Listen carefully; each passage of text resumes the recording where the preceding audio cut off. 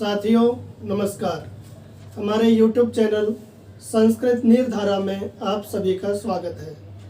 आज से हम और हमारी team UGC net JRF Sanskrit की तैयारी कराने जा रहे हैं। आइए सबसे पहले UGC नेट का जो पाठ्यक्रम है उसको समझने का प्रयास करते हैं। इस पाठ्यक्रम में UGC ने इस पाठ्यक्रम को 10 यूनिटों में विभाजित किया है। 10 यूनिटों में क्या क्या बताया है, उसमें वेदों के बारे में है, साहित्य के बारे में है, व्याकरण के बारे में है, अन्य बहुत सारे ग्रंथ हैं जिनको हमें पढ़ना है। तो थोड़ा थोड़ा करके हम समझने का प्रयास करते हैं। आइए, जो सबसे पहली इकाई है वह वैदिक साहित्य के नाम से जानी जाती है। वैदिक साहित्य में जो क वर्ग है उसमें वैदिक साहित्य का सामान्य परिचय। वैदिक साहित्य का सामान्य परिचय, इसका तात्पर्य है कि जो हमारे वेद हैं, ऋग्वेद है, यजुर्वेद है, सामवेद है, अथर्ववेद है, चारों वेदों के बारे में जितने भी विद्वान हुए, जो प्रसिद्ध विद्वान हुए, पाश्चात्य विद्वान हुए, भारतीय विद्वान हुए, उन्होंने वेदों का काल क्या माना है। जैसे मैक्स मूलर, ए वेबर, जैकोबी, एम विंटरनिस, बाल गंगाधर तिलक, ये 4-5 नाम UGC ने स्वयं निर्धारित किए हैं।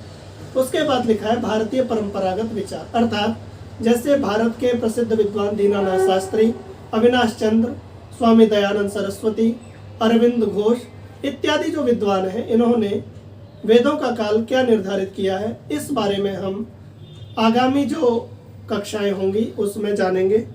दूसरा जो इन्होंने सब पॉइंट दिया है, संहिता साहित्य। संहिता साहित्य का तात्पर्य है कि जो 4 वेद हैं, ऋग्वेद, यजुर्वेद, सामवेद, अथर्ववेद, इनकी शाखाएं कौन सी हैं, इनको कितने भागों में विभाजित किया गया है, मंडलों में विभाजित किया गया है, अध्यायों में विभाजित किया गया है, कितने इसमें कांड हैं, ऐसे चारों वेदों का विभाजन क्रम क्या हो सकता है, चारों वेदों के ब्राह्मण ग्रंथ कौन से हैं, चारों वेदों के आरण्य ग्रंथ कौन से हैं, चारों वेदों के शिक्षा ग्रंथ कौन से हैं, चारों वेदों के कल्प सूत्र का मतलब है स्रोत सूत्र, गृह्य सूत्र, धर्म सूत्र, सुलभ सूत्र, अर्थात चारों वेदों के कल्प सूत्र कौन कौन से हैं, इत्यादि इत्यादि विषय संहिता साहित्य के अंतर्गत आते हैं। उस बारे में भी हम पढ़ेंगे। उसके बाद इन्होंने जो पाठ्यक्रम में दिया है संवाद सूक्त। संवाद सूक्त में इन्होंने पुरुरवा, उर्वशी, यम यमी, सरमापणि, विश्वामित्र नदी, अर्थात ये चारों ही संवाद सूक्त ऋग्वेद से लिए गए हैं और ऋग्वेद के अंतर्गत ही पुरुरवा उर्वशी जो संवाद सूक्त है वह 10वें मंडल का है, यमयमी संवाद सूक्त भी 10वें मंडल का है, सर्वापणि संवाद सूक्त भी 10वें ही मंडल का है, विश्वामित्र नदी संवाद जो सूक्त है वह 3य मंडल का है, अर्थात 3रे मंडल का है। तो इन चारों ही संवाद सूक्तों के बारे में हम जानेंगे। इसमें से प्राय प्रश्न पूछ लिए जाते हैं कि पुरुरवा उर्वशी संवाद में मंत्र कितने हैं, पुरुरवा उर्वशी संवाद के किसी एक शब्द को देकर के उसका अर्थ क्या है, या फिर मंत्र पूरा करने के लिए दे देते हैं। ऐसे करके इसमें से संवाद सूक्तों में से प्रश्न बनते हैं। अगला जो इन्होंने सब पॉइंट दिया है ब्राह्मण साहित्य। ब्राह्मण साहित्य का तात्पर्य है कि ऋग्वेद के ब्राह्मण कौन कौन से हैं, यजुर्वेद के ब्राह्मण कौन कौन से हैं, सामवेद के ब्राह्मण कौन कौन से हैं, अथर्ववेद के ब्राह्मण कौन कौन से हैं, चारों वेदों के ब्राह्मण कौन कौन से हैं, कितने हैं, और ब्राह्मण ग्रंथों का प्रयोजन क्या था। उमाशंकर ऋषि की जब पुस्तक पढ़ेंगे तो उसमें 10 प्रयोजन ब्राह्मण ग्रंथों के बताए हैं। तो ऐसे करके ब्राह्मण साहित्य के बारे में भी हम जानेंगे। अगला जो इन्होंने सब पॉइंट दिया है आरण्यक साहित्य। आरण्यक साहित्य भी, ये जो 4 वेद हैं, चारों वेदों के आरण्यक हैं, तो कौन कौन से आरण्यक हैं, कितने उसमें प्रपाठक हैं, कितने अध्याय हैं, कौन सा आरण्य किस वेद से संबंधित है, इस बारे में हम जानेंगे। अगला जो इन्होंने सब पॉइंट दिया है वेदांग। वेदांग का तात्पर्य है कि शिक्षा, कल्प, व्याकरण, निरुक्त, छंद, ज्योतिष, ये 6 जो वेदांग हैं, ये वेदों के ही प्रक्रिया को आगे बढ़ाने वाले हैं। इनके द्वारा वेदों को जाना जाता है। तो ये शिक्षा किसे कहते हैं, कल्प किसे कहते हैं, व्याकरण किसे कहते हैं, निरुक्त किसे कहते हैं, छंद किसे कहते हैं, ज्योतिष किसे कहते हैं, ये 6 वेदांगों के बारे में हम विस्तार से आगामी कक्षाओं में अध्ययन करेंगे। तो ये पहली यूनिट का विभाजन है। इस यूनिट को हम विस्तार से, जैसा अन्य विभिन्न पुस्तकों में मिलता है, लिखा हुआ सब जगह है, जितनी भी पुस्तकें आप पढ़ोगे, बहुत सारे विद्वान हुए, बहुत सारे विद्वानों ने पुस्तकें लिखी, अलग अलग प्रकार के राइटर आपको मिल जाएंगे, नोट्स मिल जाएंगे। लेकिन हमने सोचा थोड़ा सा यूट्यूब के माध्यम से, आजकल ज़माना यूट्यूब का चल रहा है, नेट सबके पास होता है, कोई हम किसी से कोई पैसा नहीं ले रहे हैं, केवल मात्र एक संस्कृत माता के प्रचार प्रसार के लिए आज हमने प्रकल्प आरंभ किया है। मैं आशा करता हूं हमारे इस प्रकल्प को आप जो है सहर्ष आगे बढ़ाएंगे। जो दूसरी यूनिट है, अब दूसरी यूनिट की तरफ चलते हैं। पहली यूनिट मुझे लगता है आपको समझ में आई होगी। दूसरी यूनिट में दिया है वैदिक साहित्य का विशिष्ट अध्ययन। वैदिक साहित्य का विशिष्ट अध्ययन अर्थात ऋग्वेद, यजुर्वेद, सामवेद, अथर्ववेद, इसमें से कुछ कुछ सूक्तों को लिया गया है। उन सूक्तों के बारे में हमें अध्ययन करना है, उन सूक्तों के बारे में हमें जानना है कि उन सूक्तों में क्या बताया गया है। जैसे इन्होंने ऋग्वेद के जो कुछ सूक्त हैं उनको निर्धारित किया है। सबसे पहला जो सूक्त है अग्नि सूक्त। अग्नि सूक्त का मंडल कौन सा है, अग्नि सूक्त का सूक्त संख्या क्या है, और अग्नि सूक्त में मंत्र कितने हैं, ये तीन चीजें हमें विशेष रूप से जाननी है। अग्नि देवता का स्थान कौन सा है, अग्नि जो सूक्त है उसमें कुछ विशिष्ट मंत्र और उन मंत्रों के अर्थ क्या है, अर्थात शब्दों के अर्थ क्या है, इस चीज को हमें जानना है। ऐसे ही वरुण सूक्त, वरुण सूक्त का जो इन्होंने क्रम दिया है उसको जानना है, उसमें मंत्र कितने हैं, वह कौन से स्थानीय देवता हैं। ऐसे ही सूर्य सूक्त, इंद्र सूक्त, उषस सूक्त, पर्जन्य सूक्त, अक्ष सूक्त, ज्ञान सूक्त, पुरुष सूक्त, हिरण्यगर्भ सूक्त, वाक सूक्त, नासदीय सूक्त, इतने जो ये सूक्त दिए गए हैं, इन सूक्तों के बारे में विशिष्ट अध्ययन करना, ये ऋग्वेद से निर्धारित किए हैं। अर्थात ये जो सूक्त हमारे सामने हैं, इन सूक्तों के ऋषियों के बारे में जानना, इन सूक्तों के देवताओं के बारे में जानना, इन सूक्तों के मंत्रों के बारे में जानना कि मंत्र संख्या कितनी है, इन सूक्तों के शब्दों के अर्थ के बारे में जानना कि किस शब्द का क्या अर्थ है, ये सब कुछ अध्ययन करना विशिष्ट वैदिक साहित्य के अध्ययन के अंतर्गत आएगा। ऐसे ही इनके जो पाठ्यक्रम में है शुक्ल यजुर्वेद, शुक्ल यजुर्वेद से कुछ इन्होंने सूक्त लिए हैं। जैसे शिव संकल्प सूक्त, ये 34वें अध्याय का है, और प्रजापति सूक्त ये 32वें अध्याय का है। तो इन सूक्तों के बारे में जानना कि इनका ऋषि कौन सा है, देवता कौन सा है, इनके मंत्र कितने हैं, अध्याय कौन सा है, इत्यादि इत्यादि विषयों के बारे में जानना, ये शुक्ल यजुर्वेद के सूक्त हैं। ऐसे ही अथर्ववेद के सूक्त कुछ इन्होंने निर्धारित किए हैं। राष्ट्राभिवर्धन सूक्त, काल सूक्त, पृथ्वी सूक्त, ये तीन सूक्त जो है अथर्ववेद से निर्धारित किए हैं। अर्थात इन तीनों के बारे में, इनके कांडों के बारे में जानना कि राष्ट्राभिवर्धन सूक्त कौन से कांड का है, किस देवता का है, उसका ऋषि कौन सा है, उसमें मंत्र कितने हैं। ऐसे ही काल सूक्त, काल सूक्त की कांड संख्या क्या है, उसका देवता क्या है, उसमें मंत्र कितने हैं। पृथ्वी सूक्त, पृथ्वी सूक्त का कांड संख्या क्या है, पृथ्वी सूक्त का देवता कौन है, पृथ्वी सूक्त में मंत्र कितने हैं, और उनके शब्दों के अर्थों के बारे में जानना।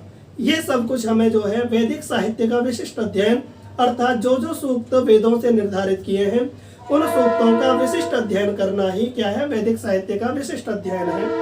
उसका जो अगला सब पॉइंट दिया है इन्होंने ब्राह्मण साहित्य, जो कि फर्स्ट यूनिट में भी हमने देखा था।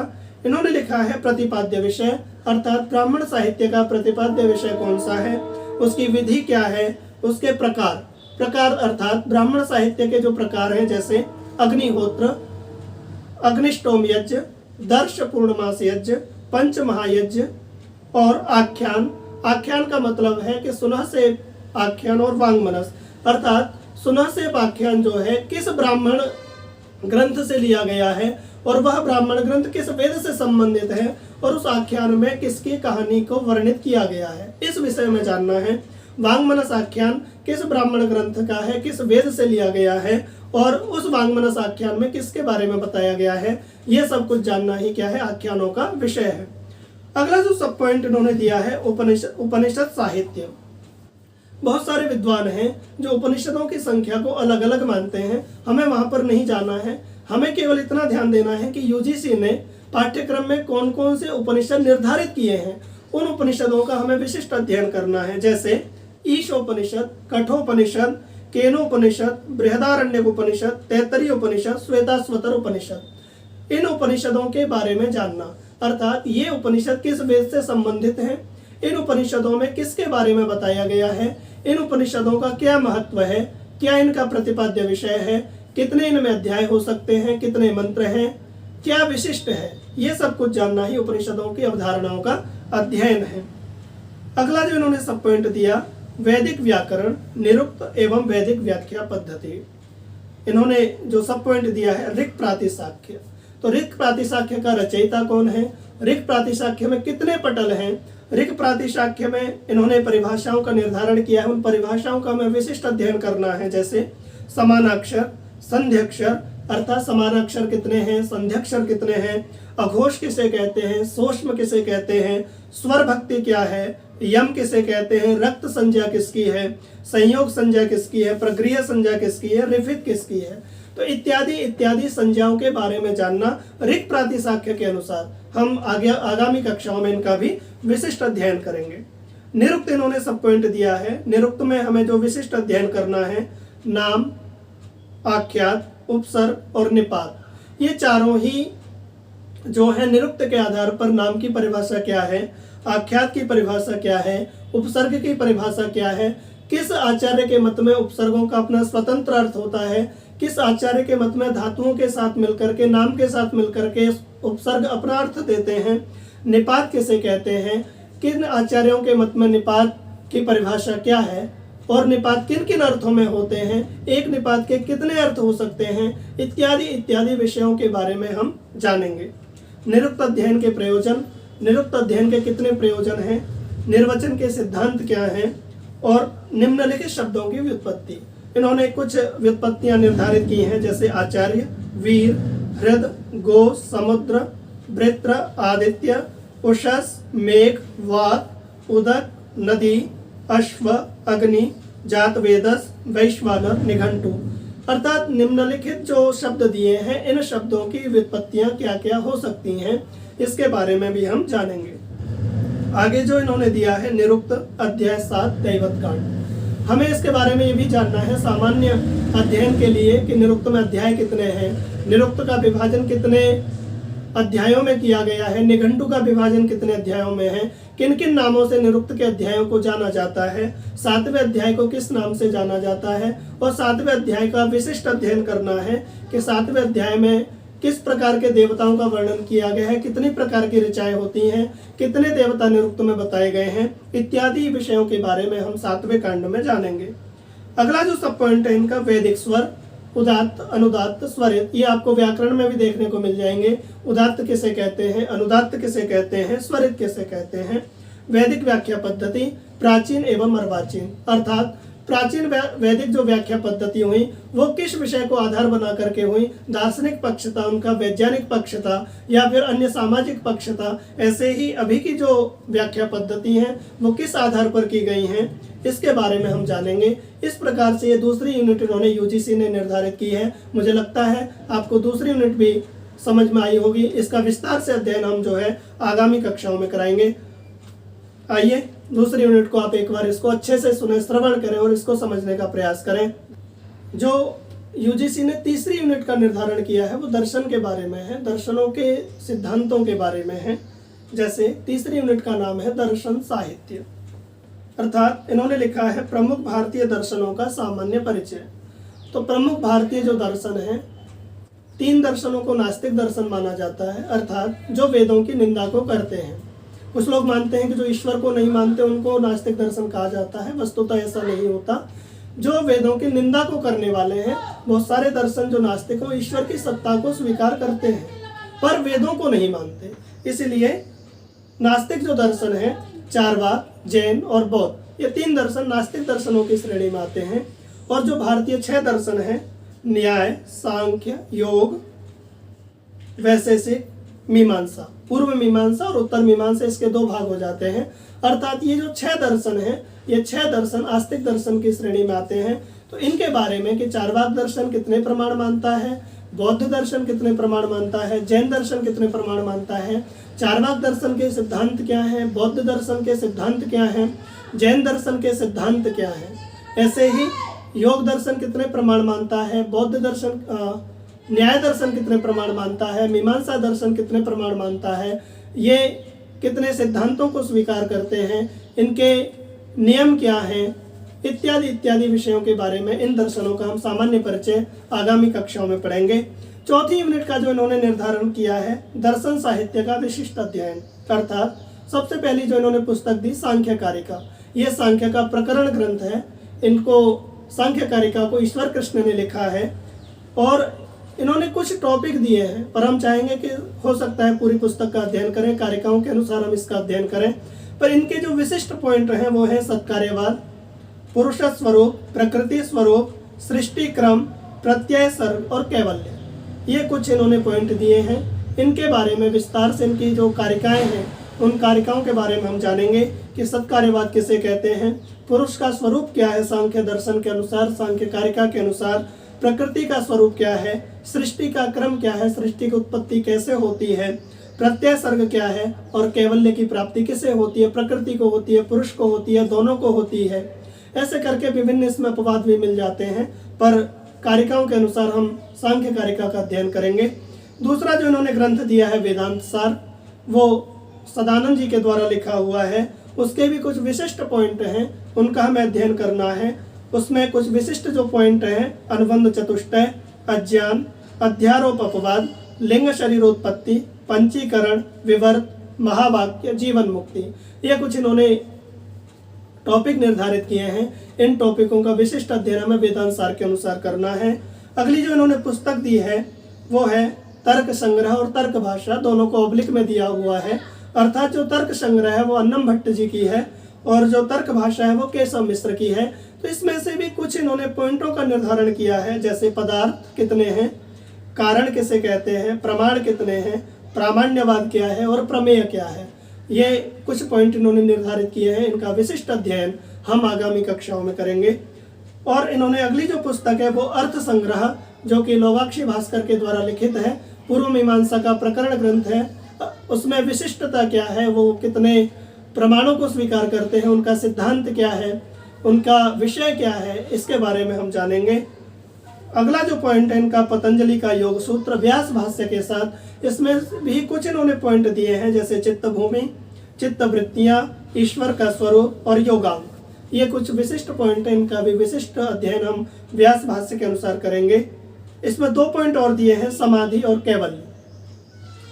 अगला जो इन्होंने पुस्तक का निर्धारण किया है वो ब्रह्म सूत्र का शांकर भाष्य, पहले अध्याय का पहला ही सूत्र है, उसका ही केवल मात्र इसमें अध्ययन करना है। फिर इन्होंने अगली जो पुस्तक दी है न्याय सिद्धांत मुक्तावली, उसका भी अनुमान खंड, जो कि विश्वनाथ पंचानन भट्टाचार्य जी के द्वारा लिखी हुई है। उसमें भी लगभग मुझे लगता है 12 से 13 कारिकाएं हैं। केवल मात्र अनुमान खंड का अध्ययन करना है, 12-13 कारिकाओं का अध्ययन करना है। अगली जो पुस्तक है सर्वदर्शन संग्रह, माधवाचार्य जी के द्वारा लिखी हुई है। इसमें से हमें जैन मत और बौद्ध मत का विशिष्ट अध्ययन करना है कि जैन मत के सिद्धांत क्या हैं, उनके द्वारा जो है सप्तभंगी न्याय क्या है, जैन के द्वारा ज्ञान कितने प्रकार का है, जैन प्रमाण कितने मानता है, उनके सिद्धांत कौन से हैं, बौद्ध दर्शन जो है बौद्ध दर्शन कितने प्रमाण मानता है, बौद्ध दर्शन के सिद्धांत क्या हैं, बौद्ध दर्शन के ज्ञान कितने प्रकार के हैं, बौद्ध दर्शन स्कंद कितने प्रकार के मानता है, इत्यादि इत्यादि। माधवाचार्य जी के द्वारा जो लिखित पुस्तक है उसमें जो विशिष्ट सिद्धांत इन दर्शनों के दिए हैं इसके बारे में पढ़ेंगे। ऐसे करके ये जो चौथी यूनिट है और जो तीसरी यूनिट है दर्शनों के बारे में है, तीसरी यूनिट और चौथी यूनिट में हम दर्शनों का विशिष्ट अध्ययन करेंगे। यूजीसी के द्वारा जो निर्धारित की गई 5वीं जो यूनिट है व्याकरण एवं भाषा विज्ञान, व्याकरण एवं भाषा विज्ञान, इन्होंने जो दिया है सामान्य परिचय, निम्नलिखित आचार्यों का परिचय। मैं आपसे एक बात कहना चाहता हूँ कि इसमें जैसे जैसे नाम दिए हैं वह कालक्रम के अनुसार निर्धारित किए गए हैं। हो सकता है विभिन्न विद्वान अलग अलग इनके व्याकरण के जो आचार्य हुए इनके काल को अलग अलग निर्धारित करते हैं, पर प्राय यदि प्रश्न पूछा जाता है कि व्याकरण के आचार्यों के कालक्रम को यथाक्रम व्यवस्थित कीजिए, तो जिस प्रकार से यूजीसी ने निर्धारित किया है कालक्रम वैसे ही आपको निर्धारित करना है। जैसे सबसे पहला पाणिनि, कात्यायन, पतंजलि, भर्तृहरि, वामन जयादित्य, भट्टोजी दीक्षित, नागेश भट्ट, जैनेन्द्र, कैयट, शाकटायन, हेमचंद्र सूरी, सारस्वत व्याकरण। तो ये जो आचार्य हैं, इन आचार्यों का कालक्रम वैसे ही है जैसे यूजीसी ने निर्धारित किया है, अर्थात आप ऐसे ही इसका अध्ययन कर सकते हैं, सीधा सीधा इसको याद कर सकते हैं। इनका जो परिचय है वो हम आगामी कक्षाओं में इनका परिचय करेंगे। इनकी पुस्तक कौन सी है, इनकी रचना कौन सी है, इन्होंने व्याकरण के किन किन ग्रंथों का निर्माण किया है, इस विषय में हम आगे जानेंगे। इनका जो अगला पॉइंट है पाणिनीय शिक्षा, जो अगली पुस्तक है। पाणिनीय शिक्षा में व्याकरण के विभिन्न सिद्धांतों के बारे में बताया है, अर्थात वर्ण कितने होते हैं, स्वर कितने होते हैं, मात्राएं कितनी होती हैं, किस प्रकार से स्वरों का उच्चारण करना चाहिए, किस प्रकार से ये जो पक्षी होते हैं कितनी मात्रा ध्वनि करते हैं। विशिष्ट अध्ययन पाणिनीय शिक्षा का हम आगामी कक्षाओं में करेंगे। अगला जो इनका पॉइंट है भाषा विज्ञान, भाषा की परिभाषा क्या है, भाषा का वर्गीकरण, आकृति मूलक वर्गीकरण और पारिवारिक वर्गीकरण, ध्वनियों का वर्गीकरण, स्पर्शी ध्वनि, संघर्षित ध्वनि, अर्धस्वर ध्वनि और स्वर, संस्कृत ध्वनियों के विशेष संदर्भ में, अर्थात जो ध्वनियाँ होती हैं उन ध्वनियों का स्थान क्या क्या है, ध्वनियाँ किस किस स्थान से बोली जाती हैं, मानवीय ध्वनि यंत्र, ध्वनि परिवर्तन के कारण क्या क्या हैं, ध्वनि नियम, ग्रिम नियम, ग्रासमान और वर्नर, ये तीनों विशिष्ट विद्वान हैं भाषा विज्ञान के अंतर्गत, पाश्चात्य विद्वान हैं। इन तीनों ही विद्वानों के जो सिद्धांत हैं ध्वनि नियम को लेकर के, उनका भी हम जो है आगामी कक्षाओं में विशिष्ट अध्ययन करेंगे। अर्थ परिवर्तन की दिशाएं एवं कारण, वाक्य का लक्षण व भेद, भारोपीय परिवार का सामान्य परिचय, वैदिक संस्कृत एवं लौकिक संस्कृत में अंतर, भाषा तथा वाक्य में अंतर, भाषा तथा बोली में अंतर। ये जो भाषा विज्ञान का पोर्शन है, भाषा विज्ञान के जो पॉइंट हैं, इनका भी अध्ययन हम जो है विशिष्ट अध्ययन इनका हम आगामी कक्षाओं में करेंगे। व्याकरण का विशिष्ट अध्ययन अब इन्होंने दिया है, जो इससे पहली यूनिट थी वो सामान्य परिचय में थी, और व्याकरण का विशिष्ट अध्ययन अर्थात व्याकरण की किन किन पुस्तकों का अध्ययन करना है, किन किन व्याकरण के सिद्धांतों का अध्ययन करना है, किन किन परिभाषाओं का, संधियों का, समासों का अध्ययन करना है, इस छठी यूनिट में जो 6 यूनिट यूजीसी के द्वारा बताई गई है उसमें बताया है। जैसे व्याकरण की विशिष्ट परिभाषाएं कौन कौन सी हैं, संहिता परिभाषा, संयोग परिभाषा, अर्थात संयोग जो परिभाषा है या संयोग जो संज्ञा है वह संयोग संज्ञा किस सूत्र से होती है, संहिता संज्ञा किस सूत्र से होती है, गुण संज्ञा किस सूत्र से है, वृद्धि संज्ञा किस सूत्र से है, प्रातिपदिक संज्ञा, नदी संज्ञा, घी संज्ञा, उपधा संज्ञा, पृक्त संज्ञा, गति संज्ञा, पद संज्ञा, विभाषा संज्ञा, सवर्ण संज्ञा, टी संज्ञा, प्रगृह्य संज्ञा, सर्वनाम स्थान संज्ञा, भ संज्ञा, सर्वनाम संज्ञा, निष्ठा संज्ञा। तो ये जो संज्ञाएं दी गई हैं इनके सूत्र कौन से हैं इसके बारे में हमको जानना है।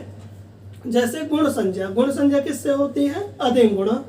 वृद्धि संज्ञा किससे है, वृद्धि राधेच। प्रातिपदिक संज्ञा किससे है, कृत तद्धित समासाश्च। अर्थवत धातु प्रत्यय, दोनों सूत्रों से प्रातिपदिक संज्ञा होती है। तो ऐसे करके संज्ञाओं के बारे में हमें पढ़ना है। संधि अगला पॉइंट इन्होंने दिया है, अर्थात अच संधि, हल संधि, विसर्ग संधि लघु सिद्धांत कौमुदी के अनुसार। तो लघु सिद्धांत कौमुदी जो है वरदराज आचार्य के द्वारा प्रणीत है। उस लघु सिद्धांत कौमुदी में अच संधि को पढ़ना है, हल संधि को पढ़ना और विसर्ग संधि के बारे में हमको पढ़ना है। सुबंत अर्थात शब्द रूपों के बारे में जानना है। अजंत शब्द रूप राम का दिया है, सर्व तीनों लिंगों में, विश्वपा, हरि, त्रि का तीनों लिंगों में पढ़ना है। सखी, सुधी, गुरु, पितृ, गौ, रमा, मति, नदी, धेनु, मातृ, जान, वारी, मधु, ये अजंत शब्द हैं। अजंत शब्दों का हमें शब्द रूपों का अध्ययन करना है। हलंत, हलंत जो शब्द हैं वो लिह, विश्ववाह, चतुर, चतुर का तीनों लिंगों में अध्ययन करना है। इदम जो शब्द है उसका तीनों लिंगों में अध्ययन करना है।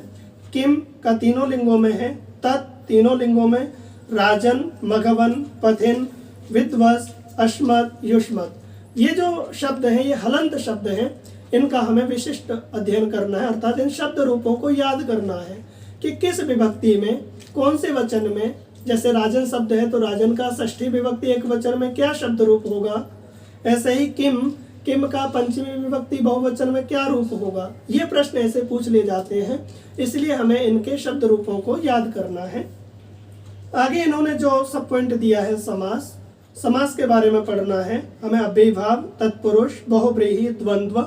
लघु सिद्धांत कौमुदी के अनुसार, लघु सिद्धांत कौमुदी के अनुसार समास 5 प्रकार का होता है। जब आप उसको पढ़ेंगे वहां पे मिलेगा, लेकिन हमें 4 समासों का विशिष्ट अध्ययन करना है। अव्ययीभाव किसे कहते हैं, अव्ययीभाव में कौन कौन से सूत्रों का प्रयोग होता है, तत्पुरुष समास, बहुव्रीहि समास और द्वंद्व समास। इन चारों समासों का हम आगामी कक्षाओं में विशिष्ट अध्ययन करेंगे। तद्धित प्रत्यय अपत्यार्थक एवं मत्वर्थीय सिद्धांत कौमुदी के अनुसार। तो सिद्धांत कौमुदी भट्टोजी दीक्षित के द्वारा लिखित है। तो भट्टोजी दीक्षित जी के अनुसार अपत्यार्थक प्रत्यय और मत्वर्थीय प्रत्ययों का हम जो है विशिष्ट अध्ययन आगामी कक्षाओं में करेंगे।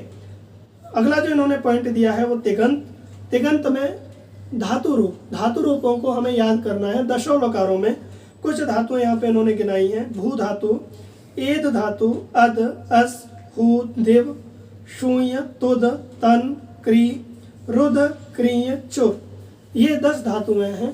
10 धातुओं का विशिष्ट अध्ययन, अर्थात इन धातुओं के रूपों को हमें 10 लकारों में लट, लोट, लिंग, विधिलिंग, रिट, लुट, रिंग, अर्थात 10 लकारों में हमें क्या करना है, इन धातुओं के रूपों को याद करना है।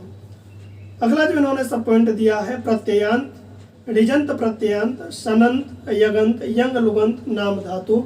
इन प्रत्ययों को लगने के बाद किस सूत्र से कौन सा प्रत्यय हो रहा है इस प्रक्रिया में और क्या रूप बन रहा है, इस विषय में हमको जानना है। आगे जो इन्होंने पॉइंट दिया है कृदंत। कृदंत कुछ प्रत्यय होते हैं जैसे तव्य, तव्यत, अनियर, यत, नियत, क्यप, क्षत्रि, शानच, त्वा, त, तवतु, तुमुन, नमुन। ये जो प्रत्यय हैं, इन प्रत्ययों का सूत्र क्या है, इन प्रत्ययों के लगने से कौन सा उदाहरण बनता है, किस उदाहरण में कौन सा प्रत्यय लग रहा है, कौन सा सूत्र है, इसको जानना है। उसके बाद इन्होंने स्त्री प्रत्यय दिया है लघु सिद्धांत कौमुदी के अनुसार, अर्थात गीम, गीस, गीन, टाप, टाप, चाप। ये प्रत्यय कैसे हैं, किन सूत्रों से ये प्रत्यय हो रहे हैं, इनके बारे में हमको जानना है। कारक प्रकरण भी हमें लघु सिद्धांत कौमुदी के अनुसार पढ़ना है। अर्थात हम जो विभक्तियों का निर्धारण करते हैं, प्रथमा, द्वितीया, तृतीया, चतुर्थी, पंचमी, षष्ठी, सप्तमी, तो ये विभक्तियों का निर्धारण हम कारक के अनुसार ही करते हैं। इसलिए पहले हम कारक प्रकरण को पढ़ेंगे। लघु सिद्धांत कौमुदी के अनुसार इन्होंने कारक प्रकरण को दिया है, तो आगामी कक्षाओं में कारक प्रकरण का हम अध्ययन करेंगे। उसके बाद इन्होंने परस्मयी पद एवं आत्मनेपद विधान की जो धातुएं होती हैं वो 2 प्रकार की होती हैं, परस्मैपदी धातु और आत्मनेपदी धातु। कुछ धातुएं उभयपदी भी है। उभयपदी का तात्पर्य है कि परस्मय पद में भी रूप चलते हैं और आत्मनेपद में भी रूप चलते हैं। तो परस्मैपदी धातुएं कौन सी हैं और आत्मनेपदी धातुएं कौन सी हैं, इसके बारे में विशिष्ट अध्ययन करेंगे। उसके बाद इन्होंने महाभाष्य जो ग्रंथ है पतंजलि के द्वारा विरचित है 85 आन्निक, उसमें है उसका पशपसान्निक, पशपसान्निक के अंतर्गत भी इन्होंने कुछ सब पॉइंट दिए हैं, जैसे शब्द की परिभाषा, शब्द एवं अर्थ का संबंध, व्याकरण अध्ययन के उद्देश्य, व्याकरण की परिभाषा, साधु शब्द के प्रयोग का परिणाम और व्याकरण पद्धति। ये विशिष्ट पॉइंट हैं। इन विशिष्ट पॉइंटों का पशपसान्निक के आधार पर हम जो है आगामी कक्षाओं में अध्ययन करेंगे। अगली जो पुस्तक है वाक्यपदियम, वाक्यपदियम का ब्रह्मकांड, एक ही कांड का हमें अध्ययन करना है, भर्तृहरि जी के द्वारा विरचित है। उसमें भी कुछ इन्होंने पॉइंटों का निर्धारित कर दिया है। स्फोटों का स्वरूप, शब्द ब्रह्म का स्वरूप, शब्द ब्रह्म की शक्तियाँ, स्फोट एवं ध्वनि का संबंध, शब्द अर्थ संबंध, ध्वनि के प्रकार, भाषा के स्तर। ये कुछ पॉइंट हैं जो कि हमें वाक्यपदी के आधार पर पढ़ने हैं। उसके बाद संस्कृत साहित्य, काव्य शास्त्र एवं छंद परिचय, ये 7वीं यूनिट है। 7वीं यूनिट में संस्कृत साहित्य, काव्य शास्त्र एवं छंद परिचय, सामान्य परिचय हमको करना है। मैंने जैसे व्याकरण की यूनिट जब आरंभ की थी, उनके जो आचार्य थे उनका बताया था कि जिस प्रकार से यूजीसी ने आचार्यों का नाम दिया है वैसे ही उनका कालक्रम है। ऐसे ही संस्कृत साहित्य का जब हम 7वीं यूनिट में अध्ययन कर रहे हैं, यहाँ पर भी जिस प्रकार से यूजीसी ने आचार्यों का निर्धारण किया है वैसे ही इनका कालक्रम है। अर्थात भाष, अश्वघोष, कालिदास, शूद्रक, विशाखदत्त, भारवी, माघ, हर्ष, बाणभट्ट, दंडी, भवभूति, भट्टनारायण, बिल्हण, श्रीहर्ष, अंबिका दत्त व्यास, पंडिता क्षमाराव, वी राघवन, श्रीधर भास्कर वर्णेकर। इन जो कवि हैं संस्कृत साहित्य के, इनका सामान्य परिचय अर्थात इनका कालक्रम कौन सा है, इनकी पुस्तकों की रचना कौन सी है, इन्होंने कौन कौन सी उपाधियां प्राप्त की, इस बारे में हम जो है आगामी कक्षाओं में जानेंगे। काव्य शास्त्र, रस संप्रदाय, रस संप्रदाय का प्रवर्तक कौन है, रस कितने होते हैं, अलंकार संप्रदाय, अलंकार संप्रदाय का प्रवर्तक कौन है, अलंकार संप्रदाय में कौन कौन से आचार्य हैं, ऐसे ही रीति संप्रदाय, ध्वनि संप्रदाय, वक्रोक्ति संप्रदाय, औचित्य संप्रदाय, अर्थात इनके संप्रदायों के प्रवर्तक कौन कौन हैं और इनके क्या क्या सिद्धांत हैं, इनका भी विशिष्ट अध्ययन हम करेंगे। पाश्चात्य काव्य शास्त्र के अंतर्गत 3 विद्वान हैं, अरस्तु, लॉन्जाइनस और क्रोचे। तीनों का कालक्रम क्या है, तीनों के गुरु कौन हैं, तीनों की कौन कौन सी पुस्तकें हैं और तीनों का सिद्धांत क्या है, इसके बारे में भी हम जो है आगामी कक्षाओं में अध्ययन करेंगे। तो ऐसे करके ये संस्कृत साहित्य का सामान्य परिचय है। 8वीं जो यूनिट है, 8वीं यूनिट में निम्नलिखित का विशिष्ट अध्ययन। अब संस्कृत साहित्य की कुछ पुस्तकें हैं, उन पुस्तकों का विशिष्ट अध्ययन करना है। जैसे पद्य साहित्य में इन्होंने बुद्ध चरितम, अर्थात बुद्ध चरितम किसकी रचना है, कितने उसमें सर्ग हैं और क्या क्या बुद्ध चरितम के अंतर्गत किसकी कथा का वर्णन किया गया है। ऐसे ही रघुवंशम, रघुवंशम में कौन कौन से सर्ग हैं, कौन उसका लेखक है, उन्होंने किन किन पुस्तकों की रचना की है, रघुवंश में किन राजाओं का वर्णन किया गया है। ऐसे ही किरातार्जुनीयम, शिशुपाल वधम, नैषधीय चरितम, ये पद्य साहित्य की कुछ पुस्तकों का निर्धारण यूजीसी ने किया है। इन पुस्तकों का अध्ययन हम करेंगे। नाट्य शास्त्र अर्थात नाट्य जो रचनाएं हैं वो स्वप्नवासव दत्तम, अभिज्ञान शाकुंतलम, वेणी संहारम, मुद्रा राक्षसम, उत्तर रामचरितम, रत्नावली और मृच्छकटिकम, ये कुछ पुस्तकों का नाट्य की जो पुस्तकें हैं इनका निर्धारण है। इन पुस्तकों का भी विशिष्ट अध्ययन हम आगामी कक्षाओं में करेंगे। गद्य साहित्य में 10 कुमार चरितम, हर्ष चरितम, कादंबरी, इनमें से कुछ पॉइंट यूजीसी ने निर्धारित किए हैं। जैसे 10 कुमार चरितम का केवल मात्र अष्टम उच्छ्वास हमको पढ़ना है, हर्ष चरितम का पंचम उच्छ्वास हमको पढ़ना है और कादंबरी का केवल मात्र शुकनासोपदेश पढ़ना है। चंपू काव्य, नल चंपू, उसका भी हमें प्रथम उच्छ्वास पढ़ना है। ऐसे करके ये साहित्य के कुछ ग्रंथ हैं, इन ग्रंथों का, पुस्तकों का हमें विशिष्ट अध्ययन करना है। अब जो विशिष्ट पुस्तकें हैं, साहित्य दर्पण, साहित्य दर्पण विश्वनाथ जी के द्वारा लिखित है, संस्कृत जगत में, संस्कृत साहित्य के जगत में काफी प्रख्यात है। तो उसमें से उन्होंने कुछ पॉइंटों का निर्धारण किया है। जैसे काव्य की परिभाषा साहित्य दर्पण के अनुसार क्या है, काव्य की अन्य परिभाषाओं का खंडन, अर्थात विश्वनाथ जी ने जो 5 परिभाषाओं का खंडन किया है वो कौन कौन से विद्वान हैं जिनकी परिभाषाओं का खंडन किया है, वो परिभाषाएं कौन कौन सी हैं, किस आधार पर उन्होंने उनका खंडन किया है, इस बारे में हम जानेंगे। शब्द शक्ति, संकेतक ग्रह, अभिधा, लक्षणा, व्यंजना, कि शब्द शक्ति कितने प्रकार की होती है, अभिधा किसे कहते हैं, लक्षणा किसे कहते हैं, व्यंजना किसे कहते हैं, इनके बारे में, शब्द शक्तियों के बारे में विशिष्ट अध्ययन करेंगे। काव्य के भेद, काव्य के भेद कौन से हैं, ध्वनि काव्य कौन सा है, गुणीभूत व्यंग्य कौन सा है। चतुर्थ परिच्छेद के बारे में, चतुर्थ परिच्छेद इन्होंने लगाया है, तो चतुर्थ परिच्छेद के बारे में हम विशिष्ट अध्ययन करेंगे। उसके बाद श्रव्य काव्य, श्रव्य काव्य के अंतर्गत गद्य काव्य, पद्य काव्य और मिश्र काव्य, अर्थात पद्य काव्य किसे कहते हैं, गद्य काव्य किसे कहते हैं, मिश्र काव्य किसे कहते हैं, ये छठे परिच्छेद में विश्वनाथ जी के द्वारा लिखा गया है। वहाँ पर जाकर के हम जो है इसका भी विशिष्ट अध्ययन करेंगे। अगली जो उन्होंने पुस्तक दी है काव्य प्रकाश, काव्य प्रकाश जो कि मम्मट के द्वारा लिखित है, काफी प्रसिद्ध पुस्तक है। तो काव्य प्रकाश के अनुसार भी कुछ इन्होंने पॉइंट दिए हैं, उनका अध्ययन करना है। जैसे काव्य लक्षण, काव्य प्रयोजन, काव्य हेतु, काव्य भेद, शब्द शक्ति, अभितान्वयवाद, अन्विता विधानवाद, रस स्वरूप एवं रस सूत्र विमर्श, रस दोष, काव्य गुण, व्यंजना वृत्ति की स्थापना।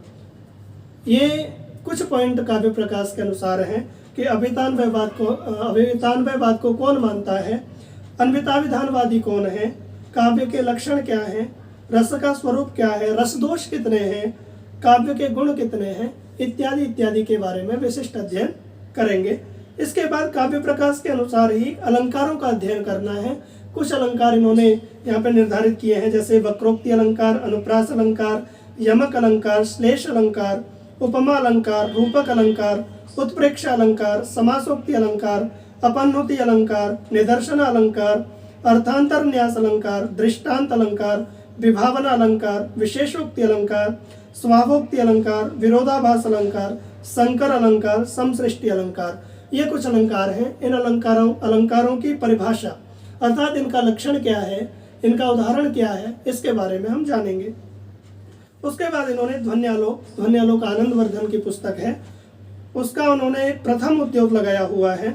वक्रोक्ति जीवितम कुंतक द्वारा विरचित पुस्तक है, वो प्रथम उन्मेष लगाया है। भरत का नाट्य शास्त्रम, उसका हमें द्वितीय अध्याय एवं षष्ठ अध्याय का अध्ययन करना है। दश रूपकम का हमें प्रथम और तृतीय प्रकाश ये अध्ययन करना है। इसके बाद इन्होंने छंद परिचय, कुछ छंदों का इन्होंने निर्धारण किया है, जैसे आर्या छंद, अनुष्टुप, इंद्र वज्रा, उपेंद्र वज्रा, वसंत तिलका, उपजाति, वंशस्थ, द्रुत विलंबित, शालिनी, मालिनी, शिखरिणी, मंदाक्रांता, हरिणी, शार्दुल विक्रीडित, श्रगधरा। ये कुछ छंद हैं। इन छंदों के लक्षण क्या हैं और इस छंदों के उदाहरण क्या हैं, इसके बारे में हम विशिष्ट अध्ययन करेंगे। आइए हम सभी इसको अच्छे से जानें, सिलेबस को समझने का प्रयास करें। अब जो यूजीसी के द्वारा निर्धारित 9वीं यूनिट है, 9वीं यूनिट में पुराणेतिहास, धर्मशास्त्र एवं अभिलेख शास्त्र। निम्नलिखित का सामान्य परिचय। रामायण अर्थात रामायण में कितने कांड हैं, रामायण की विषय वस्तु क्या है, रामायण कालीन समाज किस प्रकार का था, परवर्ती ग्रंथों के लिए प्रेरणा स्रोत, साहित्यिक महत्व, रामायण में आख्यान। रामायण में आख्यान कौन कौन से हैं, रामायण में कांड कितने हैं, रामायण के अंतर्गत किसके बारे में बताया गया है, रामायण की विषय वस्तु क्या है, इत्यादि विषयों के बारे में जानना। रामायण पर कौन कौन सी टीकाएं लिखी गई हैं, टीका ग्रंथ कौन से हैं, रामायण के आधार पर किन किन पुस्तकों का निर्माण हुआ है, इन विषयों के बारे में हम जानेंगे। महाभारत विषय वस्तु, काल, महाभारत कालीन समाज, परवर्ती ग्रंथों के लिए प्रेरणा स्रोत, साहित्यिक महत्व, महाभारत में आख्यान। तो महाभारत में भी पर्व कितने हैं, किस पर्व में किसका वर्णन किया गया है, किस पर्व में कौन सा आख्यान है, किस पर्व की कथा वस्तु क्या है, इसके बारे में जानना। महाभारत के टीका ग्रंथ कौन से हैं, महाभारत का काल कौन सा था, महाभारत को कितने भागों में विभाजित किया गया है, इन विषयों के बारे में हम जानेंगे। उसके बाद पुराण की परिभाषा क्या है, महापुराण, उपपुराण, पौराणिक सृष्टि विज्ञान, पौराणिक आख्यान। अर्थात पुराण कितने हैं, पुराणों का विभाजन कितने वर्गों में किया गया है, सात्विक पुराण कौन से हैं, राजसिक पुराण कौन से हैं, तामसिक पुराण कौन से हैं, किस पुराण में किस घटना का वर्णन है, इसके बारे में हम जानेंगे। उसके बाद प्रमुख स्मृतियों का सामान्य परिचय, अर्थात मनुस्मृति में कितने अध्याय हैं, मनुस्मृति के सिद्धांत क्या हैं, याज्ञवल्क्य स्मृति में अध्याय कितने हैं, किस अध्याय का क्या नाम है, उन अध्यायों में क्या क्या बताया गया है, इसके बारे में जानेंगे। अर्थशास्त्र का सामान्य परिचय, जो कौटिल्य के द्वारा विरचित है, आचार्य चाणक्य के द्वारा विरचित जो अर्थशास्त्र है, उसमें कितने अधिकरण हैं, कितने अध्याय हैं, कितने प्रकरण हैं, किसके बारे में उसमें बताया गया है, इस बारे में हम जानेंगे। लिपियाँ, ब्राह्मी लिपि का इतिहास एवं उत्पत्ति के सिद्धांत, अर्थात ब्राह्मी लिपि के बारे में हम विशिष्ट अध्ययन करेंगे। अभिलेख का सामान्य परिचय, अभिलेख कौन कौन से हैं, किसके अभिलेख कितने हैं, कहाँ कहाँ पर अभिलेख लिखे गए हैं, इसके बारे में भी हम 9वीं यूनिट में जानेंगे। इसके बाद जो 10वीं यूनिट है, निम्नलिखित ग्रंथों का विशिष्ट अध्ययन। अब कुछ पुस्तकें दी हैं और उन पुस्तकों का विशिष्ट अध्ययन करना है, अर्थात गंभीरता से उनको पढ़ना है। जैसे कौटिल्य अर्थशास्त्रम प्रथम विनयाधिकारिक, तो प्रथम जो विनयाधिकारिक अधिकरण है उसके बारे में अच्छी प्रकार से विशिष्टता से हमें अध्ययन करना है, अर्थात उसमें दिए गए जो सिद्धांत हैं, उसमें दिए गई जो परिभाषाएं हैं, उन परिभाषाओं का हमें अध्ययन करना है। उसके बाद मनुस्मृति का प्रथम अध्याय, द्वितीय अध्याय और सप्तम अध्याय, इन तीनों अध्यायों के बारे में जानना है। जैसे प्रथम अध्याय वेद के बारे में है, द्वितीय अध्याय भी सृष्टि की उत्पत्ति के बारे में है, और जो सप्तम अध्याय है वह सप्तम अध्याय राजा के राजनीतिक व्यवहार के आधार पर निर्धारित किया गया है। अर्थात तीनों अध्यायों के बारे में विशिष्ट अध्ययन करना है। उसके श्लोकों को पढ़ने का प्रयास करेंगे कि श्लोक का अर्थ क्या है। इस प्रकार से मनुस्मृति का प्रथम, द्वितीय और सप्तम अध्याय, तीनों अध्यायों के बारे में जानेंगे। याज्ञवल्क्य स्मृति का व्यवहार अध्याय, 3 अध्याय हैं। तीनों अध्यायों में एक अध्याय जो व्यवहार अध्याय है उसके बारे में जानेंगे। उसमें क्या बताया गया है, लिपि तथा अभिलेख, गुप्तकालीन तथा अशोककालीन ब्राह्मी लिपि, अशोक के अभिलेख कौन कौन से हैं, प्रमुख शिलालेख कौन से हैं, प्रमुख स्तंभ लेख कौन से हैं, मौर्योत्तर कालीन अभिलेख कौन से थे, कनिष्क के शासन वर्ष का सारनाथ बौद्ध प्रतिमा लेख, रुद्रदामन का गिरनार शिलालेख और खारवेल का हाथी गुम्फा अभिलेख, अर्थात ये मौर्योत्तर कालीन अभिलेख हैं। इन अभिलेखों का काल क्या था, इन अभिलेखों का निर्माण किसने कराया, इन अभिलेखों का आरंभ किससे होता है और किस लिए इन अभिलेखों का निर्माण किया गया, इसके बारे में हम जानेंगे। गुप्तकालीन एवं गुप्तोत्तरकालीन अभिलेख, समुद्रगुप्त का इलाहाबाद स्तंभ लेख, यशोधर्मन का मंदसौर शिलालेख, हर्ष का बांसखेड़ा ताम्रपट अभिलेख, पुलकेशिन द्वितीय का ऐहोल शिलालेख। इन अभिलेखों का हम विशिष्ट अध्ययन करेंगे कि इन अभिलेखों का कालक्रम क्या है, इन अभिलेखों का निर्माण किसने कराया, इन अभिलेखों में क्या बताया गया है और इन अभिलेखों का आरंभ कहाँ से होता है, इनकी लिपि क्या है, इनकी भाषा क्या है, इसके बारे में हम जो है आगामी कक्षाओं में विशिष्ट अध्ययन करेंगे। आइए इस सिलेबस को हम अच्छे से समझें। हमारे YouTube चैनल से जुड़ करके आप इस पाठ्यक्रम को अच्छे से समझने का प्रयास करें और हमारी कक्षाओं से जुड़ें, जिससे आप अपनी सफलता को प्राप्त करें, अपने अभीष्ट की सिद्धि करें। धन्यवाद, नमस्ते।